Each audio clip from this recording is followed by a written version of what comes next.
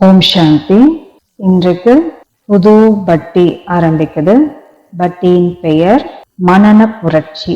எப்பவெல்லாம் வரலாறுல புரட்சி ஏற்பட்டதோ அந்த புரட்சி சமூகத்தை மாற்றம் செய்தது, வெளிப்படையான மாற்றம். ஆனா இப்ப வெளிப்படையான மாற்றத்திற்கு கூடவே உள்ளார்ந்த மாற்றம் வருவது ரொம்ப தேவைப்படுது. உலகத்துல ஞானம் நிறைய இருக்கு, எல்லார்கிட்டையும் இருக்கு, எல்லாருக்கும் தெரியும் என்ன செய்யணும் என்ன செய்யக்கூடாதுன்னு. ஆனா ஞான சிந்தனை இருந்தாதான் அதை அமல்படுத்த முடியும். அதன் ஆழத்துல போகணும், அப்பதான் மாற்றம் வரும். சிந்தனைகளின் புரட்சி தான் மனன புரட்சி. நம்ம எப்படி வாழ்க்கையில ஞானத்தை சரியான முறையில தாரணை பண்றோம், அப்பதான் அந்த மாற்றம் வரும். இப்ப இன்னைக்கு அவ்யக்த முரளியின் தேதி 18 ஜனவரி 2013. 7 முரளி வார்த்தைகள்ல முதலாவது இன்று. ஒவ்வொரு அவ்யக்த முரளியும் இன்று என்று தான் தொடங்குது. இன்றைக்கு முக்கியத்துவம் இருக்கு. இன்று அப்படிங்கிறதுக்கு முக்கியத்துவம் இருக்கு. நாளை அப்படிங்கறது நம்ப முடியாது. அதனால இன்னைக்கு வெற்றி அடைய செய்தோமா, அப்பதான் நம்ம குறிக்கோளை ஒவ்வொரு அடியா அடைய முடியும். இன்று என்ற வார்த்தைக்கு அர்த்தம் இப்போ, நிகழ்காலம், தொடக்கம். அதனுடைய உணர்வு பூர்வமான அர்த்தம், பாவார்த்தம், சமயம். இன்றே செய்யணும் என்ற எண்ணம் காட்டுது. அடுத்து இதனுடைய ஆழமான அர்த்தம் என்ன, ஆன்மீக அர்த்தம். இப்பவே செய்யணும், நாளைக்கு தள்ளி போடக்கூடாது, வாய்ப்பை திரும்ப வராது. சதா ஒரு நிகழ்வு, பேங்க்குக்காரங்க உங்க அக்கௌண்ட்ல தினமும் 86,400 ரூபாய் பணம் போடுறாங்க. அத அந்த நாள்லயே யூஸ் பண்ணணும். நாளே அது தீர்ந்து போயிடும், யூஸ் பண்ண முடியாது. அப்ப என்ன செய்வீங்க, யோசிங்க. அதாவது நமக்கு கிடைச்ச ஒரு நாளுல 86,400 நொடிகள் இருக்கு. அதை எவ்வளவு பயனுள்ளதா ஆக்குறோம் இல்ல வீணாக்குறோம் அப்படிங்கறத பார்த்து சோதனை பண்ணணும். அடுத்தது இதுல ஒரு சின்ன ஆக்டிவிட்டி செய்யலாம். எல்லாரும் கண்களை மூடுங்க. 18 ஜனவரி 2013 அந்த நாளுக்கு போயிடுங்க. காலையில இருந்து ராத்திரி வரைக்கும் என்ன பண்ணுனீங்க அன்னைக்கு யோசிங்க. எங்க இருந்தீங்க, வீட்டுல இருந்தீங்களா, வெளியில இருந்தீங்களா, சென்டர்ல இருந்தீங்களா, அல்லது மவுண்ட் அபோல இருந்தீங்களா, யோசிங்க. 18 ஜனவரி 2013. ஓகே, யோசிச்சாச்சா? இப்ப கண்களை திறக்கலாம். இப்ப யோசிச்சப்போ என்ன நடந்தது, அங்கேயே போயிட்டீங்க, அங்க வாழ்ந்தீங்க, நீங்க அந்த நாள்ல வாழ்ந்தீங்க. அதுதான் இன்று என்பதனுடைய விசேஷ தன்மை. அடுத்த முரளினுடைய வார்த்தை சதா. என்னென்ன அர்த்தம் இருக்கிறதுக்கு? சதாங்கிறதுக்கு நிலையான, எப்பொழுதும் நிரந்தரமான, உறுதியா இருக்கிறது, இப்படியெல்லாம் அர்த்தம் இருக்கு. அதனுடைய பாவார்த்தம் என்ன ஆனாலும் நம்ம நிரந்தரமாக இருப்போம்.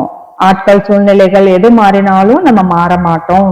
அடுத்தது ஆழமான அர்த்தம் யோகயுக்த ஸ்திதி, பிரபாவத்துல வரக்கூடாது. இயற்கையில எது உதாரணமா இருக்கு, சூரியன் நிலையா இருக்கு, நிலவு, நட்சத்திரம், மலைகள், வானம், கடல், அதுல இருந்து நம்ம நிலையா இருக்கிறதுக்கு கத்துக்கணும். சாதாரணமா பாபா என்ன சொல்றாரு, சதா குஷியா இருங்க, ஸ்வமான்ல போதையில இருங்க. இதுல ஒரு ஆக்டிவிட்டி, குஷிக்கான டான்ஸ் பண்ணலாம், எல்லாரும் பண்ணலாம். இந்த குஷிய நினைவுல வச்சு மூட் ஆஃப் வரும்போது சரி பண்ணுங்க. சதா குஷியா இருக்கணும்னு லட்சியம் வைச்சா லட்சணங்கள் வந்துடும். பாப்தாதாவின் உதவியும் இருக்கும். இது இந்த அவ்யக்த முரளியினுடைய குஷிக்கான பாயிண்ட், சதா குஷிக்கான பாயிண்ட். அடுத்தது அன்பு. முரளிக்கான வார்த்தை அன்பு. நம்ம இந்த பிராமண வாழ்க்கையில அடியெடுத்து வச்சதுமே என்ன அனுபவம் செய்தோம்? ஸ்நேகம், பாபாவின் அன்பு, பரிவாரத்தினுடைய அன்பு இல்லையா, சுயநலமற்ற அன்பு. அந்த அன்பு நம்மை முன்னேற்றியது, ஞானத்தின் ஆழம் இன்னும் புரிய வந்தது. அந்த ஸ்நேகத்துல அவ்வளோ சக்தி இருக்கு. அதனால எந்த ஒரு விஷயத்தையும் மாற்ற முடிஞ்சது. முன்னாடி புத்தி எப்படி இருந்தது, குழப்பம், அமைதி இல்லாம, டென்ஷனா. ஆனா பாபா கிட்ட வந்ததும் பாபாவின் அன்பு நம்ம புத்திய மாற்றிடுச்சு. அன்புக்கு என்னென்ன அர்த்தம்? பாசம், ஸ்நேகம், பரிவு, கருணை, மரியாதை கலந்த ஸ்நேகம். அதனுடைய பாவார்த்தம் அன்பு தன்னுடையவராக்கும். குறைகளை பார்க்காது, பெரியதை சின்னதாக்கிடும், துக்கத்தை விளக்கும். ஆத்மீகமான அன்பு, ஆத்மீகமான அர்த்தம் என்ன? ஆத்மா பரமாத்மா கிட்ட ஈர்க்கப்படுவதுதான் ஆத்மீகமான அன்பு. இதுல பயிற்சி எல்லாரும் அந்த அன்பினுடைய செய்கைகளை காட்டணும். இந்த ஹார்ட் சிம்பிள் காட்டலாம், கை கோர்த்து இருக்கிற மாதிரி காட்டலாம், இல்ல நிஜமாவே ஹேண்ட் ஷேக் பண்ணலாம் பக்கத்துல இருக்கவங்க கிட்ட. இப்படி ஒவ்வொருத்தரும் அவங்களுக்கு என்ன எப்படி அன்பை காட்ட முடியுமோ செய்கை மூலமா அதை காட்டலாம். எல்லாருடைய போட்டோவும் எடுக்கப்படும். பாப்தாதாவுடைய அன்புக்கான முரளி பாயிண்ட் என்ன அப்படின்னா, பாப்தாதா அனைத்து குழந்தைகளையும் அதிகமா அன்பு செய்யறாரு. இந்த முரளியில வந்திருக்க பாயிண்ட் இது. அடுத்த முரளியினுடைய பாயிண்ட் எது? நம்முடைய டீச்சர் பாபா. பாபாவை தவிர அதிகமா நமக்கு கத்துக் கொடுக்கறது அதுதான் மாயா, தடை. மாயைங்கிறது என்ன? பிரம்மை, பொய்யானது, கவர்ச்சிக்க கூடியது. அந்த கவன சிதறல்களை புரிஞ்சுட்டு உண்மையை உணரணும் இல்லையா? அந்த உண்மையை அதை என்ன பண்ணும்? மறைச்சிடும், அறியாமைய கொண்டு வரும், அதை கடந்து போகணும். அந்த கவன சிதறல்களை மாயா அப்படின்னு புரிஞ்சுக்கணும். மாயாங்கிறது எதெல்லாம் குறிக்குது அப்படின்னு வரைபடம் வரையணும். எல்லாரும் அவங்கவுங்க கற்பனையில வரையலாம். சிலருக்கு மொபைல்ல தேவையில்லாத உலகிலான விஷயங்களை பார்க்கறது மாயா, அப்ப நம்ம மொபைல் வரையலாம். பணம் ஒரு மாயா, பண நோட்டு, 100 ரூபாய் நோட்டு அப்படி வரையலாம். தூக்கம் ஒரு மாயை. இந்த மாதிரி அவங்கவுங்களுக்கு என்ன தோணுதோ அதைய வரையலாம். அடுத்தது முரளினுடைய பாயிண்ட் சமயம், நேரத்தை ஒரு பொக்கிஷமா உணரணும். அப்பதான் சிறப்பான எதிர்காலத்தை உருவாக்க முடியும். இப்ப சங்கமிகத்தினுடைய நேரம், அதனுடைய மதிப்பை நம்ம தெரிஞ்சுக்கணும். அதனோட பயிற்சி மனித கடிகாரம். ஒரு சகோதரி நேரத்தை சைகை காட்டி அதை எல்லாரும் புரிஞ்சுட்டு சொன்னாங்க, இது எந்த நேரம், எத்தனை மணி. உதாரணமா அமிர்த வேலை 3:30 மணி காட்டினாங்க, 1:45 காட்ட சொன்னாங்க, அதை காட்டினாங்க. அப்புறம் சாயந்தரம் டிராபிக் கண்ட்ரோல் டைம் காட்ட சொன்னாங்க. இந்த மாதிரி மனித கடிகாரமா செய்து காட்டினாங்க. அடுத்த முரளினுடைய பாயிண்ட் ஸ்மிருதி, நினைவு. நினைவு அப்படிங்கிறது நம்முடைய சிந்தனை, உள்ளார்ந்த உணர்வு, அந்த ஆன்ம உணர்வு கூடவே இறைவனின் நினைவிலும் நிலைத்திருக்கிறது தான் ஸ்மிருதி. உண்மையான சுயத்தை மற்றும் இறைவனுடனான தொடர்பை நினைவுபடுத்துவது.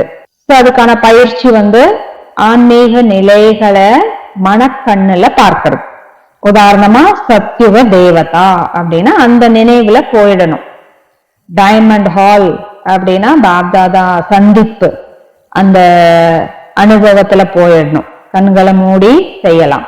அதுக்கப்புறம் பாபா பஹாடி, அப்புறம் பூஜ்ய ஸ்வரூபம், மலைகள், அப்புறம் வானத்துல இருந்து மழை பொழியறது, அப்புறம் பரந்தாமத்துல அநாதி ஸ்வரூபம்.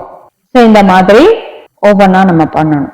அடுத்தது செக் பண்றது, சுயமாக சோதனை பண்ணி இறைவனின் வழிகாட்டுதல் படி, ஸ்ரீமத் படி நடப்பது.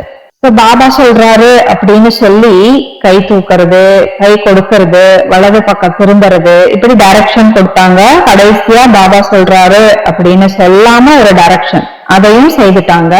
அப்ப அவுட் ஆயிட்டாங்க. பாபா சொல்றத மட்டும்தான் செய்யறேனா இல்ல சொல்லாததையும் செய்யறேனா, இதை செக் பண்ணணும். கவனத்துடன் செய்யப்படும் பயிற்சி. பாபாவுடைய ஸ்ரீமத் மற்றும் நான் செய்வது சமமாக இருக்கா அப்படின்னு செக் பண்றது.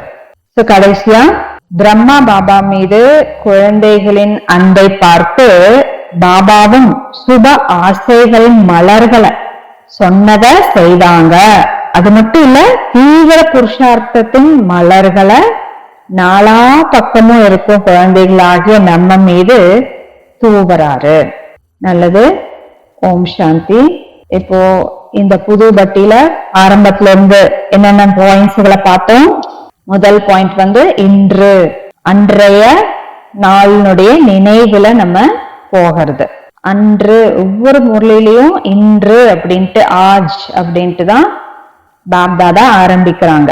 அப்ப அன்றைக்கு நம்ம அந்த நினைவுகளில நிகழ்காலத்துல நம்ம போகணும் அப்படிங்கிற பயிற்சி செஞ்சோம்.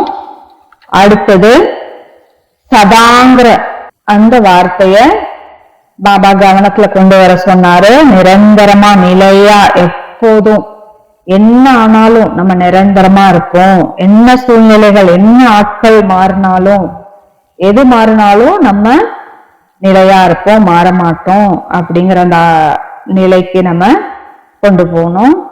அப்ப சதா குஷியா இருங்கன்னு பாபா சொன்னாரு. அதுக்காக அந்த குஷியினுடைய நடனம் ஆடணும். மூன்றாவது அன்பு, ஸ்நேகம். அதுல எவ்வளவு மாற்றத்தை கொண்டு வந்திருக்கிறோம் அப்படின்னு அந்த எக்ஸ்பிரஷன், செய்கைகள் காட்டினாங்க. அடுத்தது மாயை, தடை, அதை நம்ம சரியான முறையில புரிஞ்சுட்டு அதை வெற்றி அடையணும் அப்படின்னு பார்த்தோம். 5வது பாயிண்ட் நேரம். எவ்வளோ வைரத்துக்கு சமமான இந்த நேரம் அப்படிங்கிறத உணர்ந்து நடந்துக்கணும். இந்த மனித கடிகார பயிற்சி செஞ்சோம். 6வது நினைவு, ஆத்மீக நிலைகள், பூஜ்ய ரூபம், பாபா பஹாடியில இருக்கிற அந்த அனுபவம், பரந்தாமத்துல அனாதி ஸ்வரூபம், இந்த நினைவு எக்ஸசைஸ் அதெல்லாம் பண்ணணும். 7வது சோதனை பண்றது, செக் பண்றது. இந்த மாதிரி எல்லா பாயிண்ட்டுகளையும் நம்ம பார்த்திருக்கோம். இன்னும் இதனுடைய ஆழ்ந்த சிந்தனையில நம்ம இருக்கணும். நல்லது. ஓம் சாந்தி.